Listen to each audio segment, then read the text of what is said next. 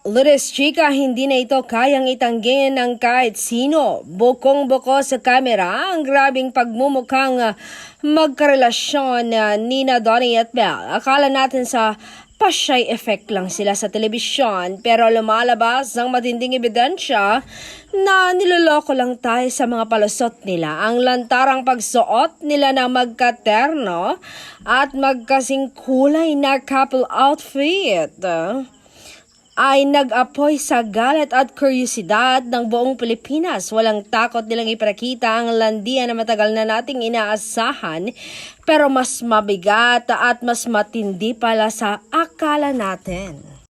Hindi lang sila bagay, grabing sekreto nang nagaganap sa likod ng mga sino-sino.